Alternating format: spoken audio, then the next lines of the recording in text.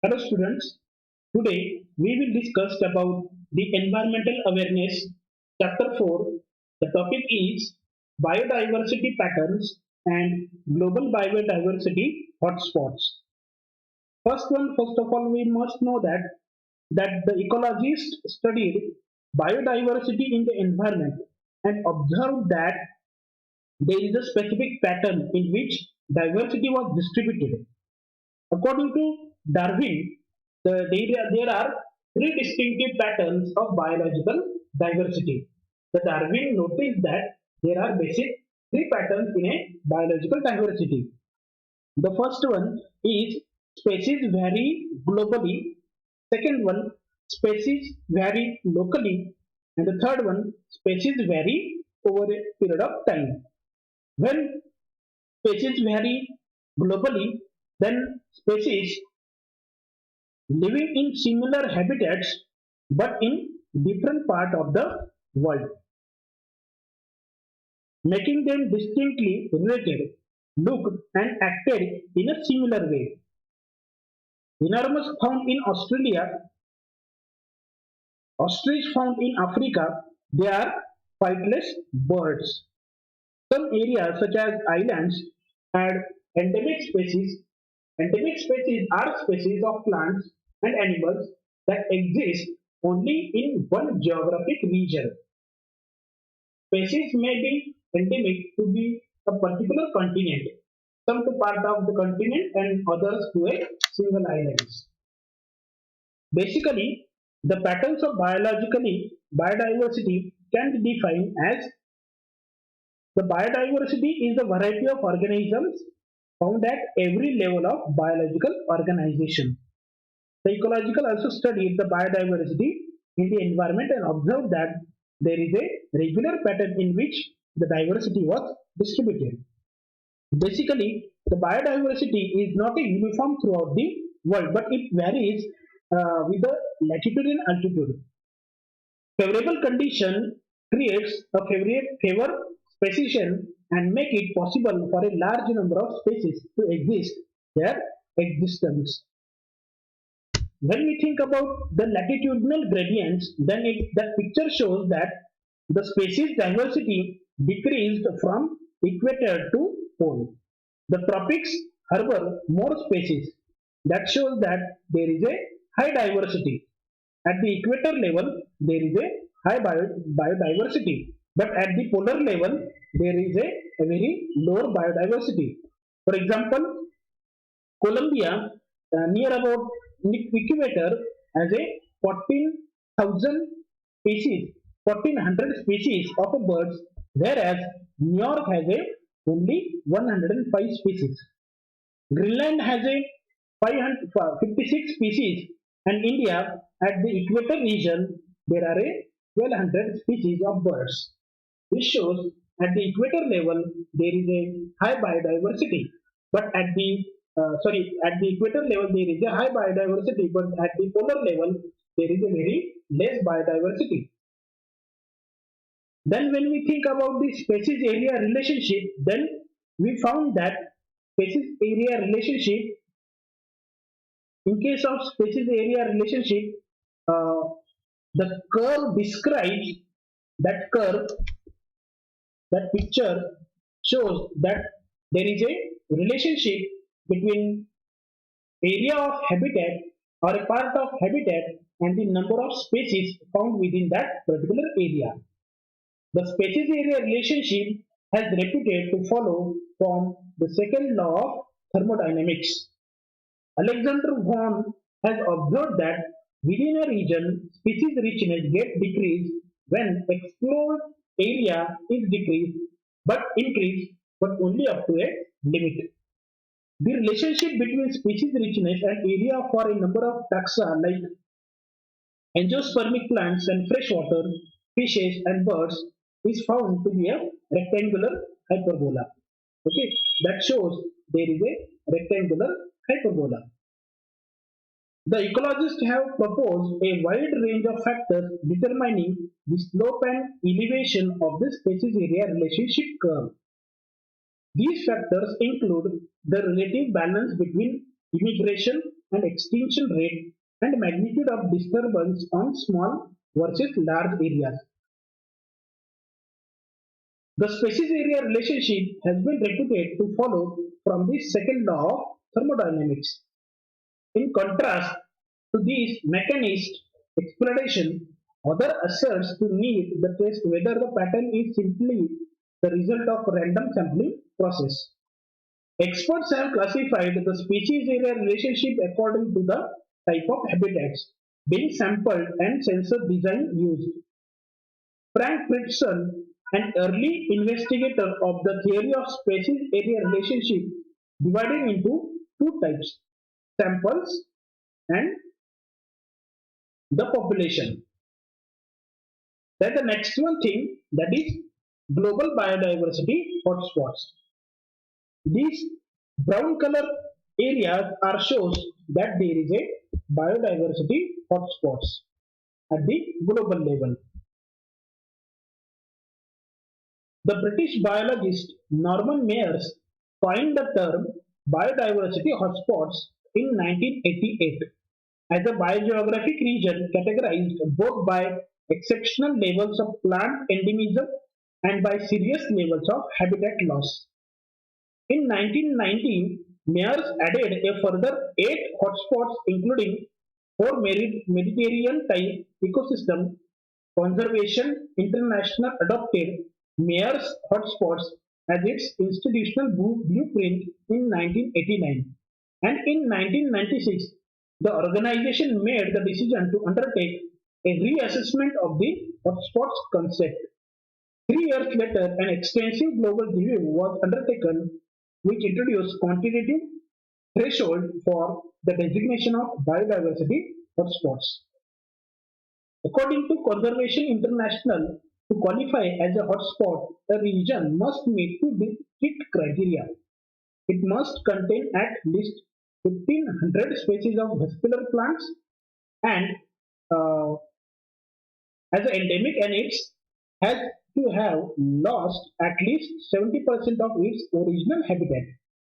In 1999, Conservation International identified 25 biodiversity hotspots in the book Hotspots Earth's Biogeographically Richest and Most Endangered Terrestrial Species. The global biodiversity hotspots are categorized in these categories: African region, Asia Pacific region.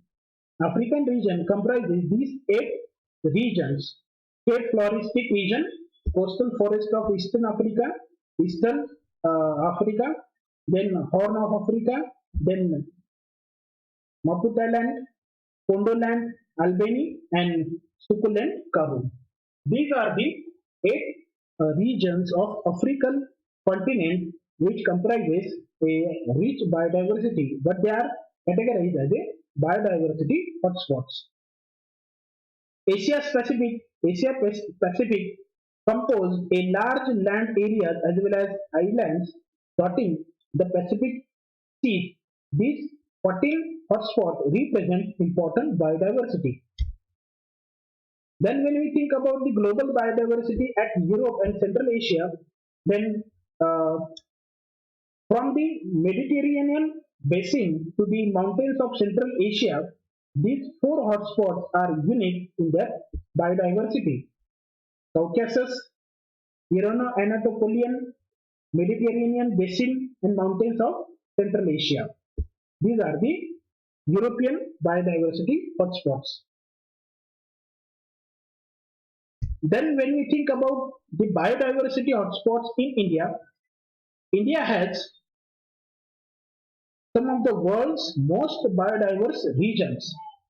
The political boundaries of India encompasses a wide range of biomass desert, high mountains, highlands, tropical and temperate forests, swamplands, plains, grasslands, areas surrounding rivers, as well as islands, archaeological. It hosts four biodiversity hotspots: the Himalaya, the Western Ghats, the Indo-Burma region, and the Sunda land. These hotspots, Himalaya, Himalaya include the entire Indian Himalayan region and that falling in Pakistan, Tibet, Nepal, Bhutan, China and Myanmar. That Himalayan region is considered as a first one biodiversity hotspot for Indian continent, Indian region. Then the second one biodiversity hotspot in India, that is Indo-Berber region. It includes entire northwest region of India except Assam and Andaman group of islands. Then the Sunda lands. Sunda lands comprises Nicobar group of islands, Indonesia, then Malaysia and Singapore. And the Western Ghats and Sri Lanka, that is the fourth one segment of biodiversity hotspot about India. It includes an entire western, that is entire Western Ghats, including Sri Lanka.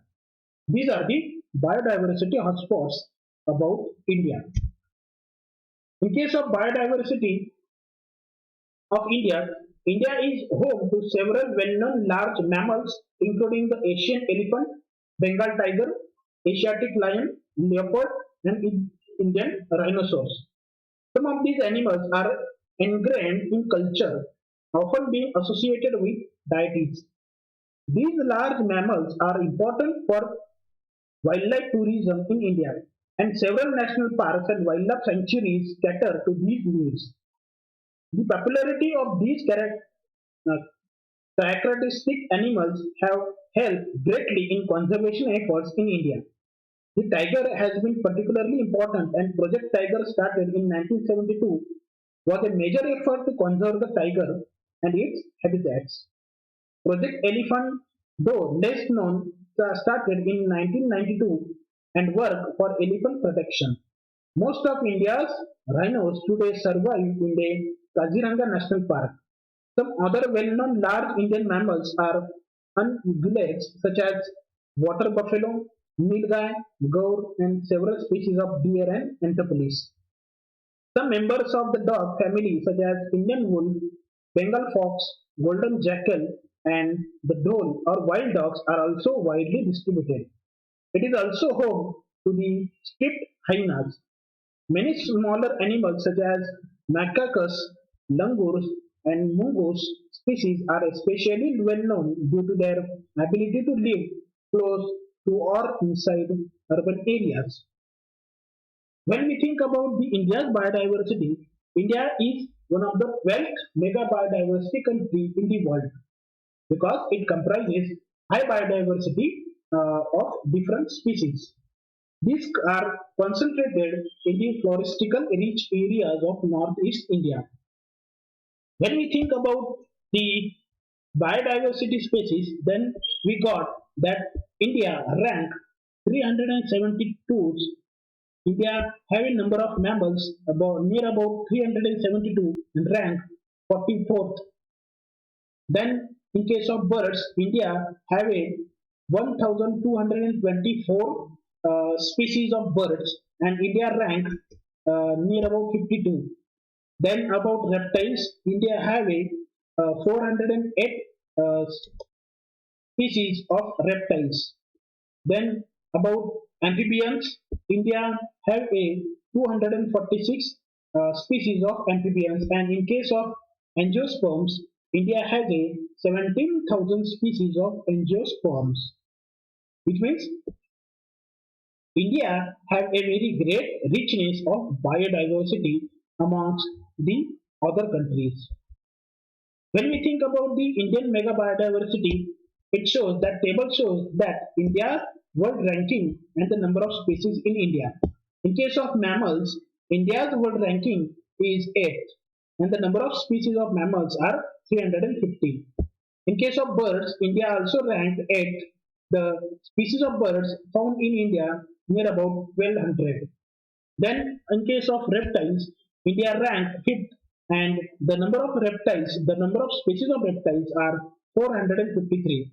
In case of amphibia, India's world ranking is 15th, and the number of amphibian species are 182. And the last one thing that is angiosperms, India ranked near between 15th to 20th, and the species of angiosperms are 14,500. That shows, the table shows that India have a very great richness of biodiversity. Thank you.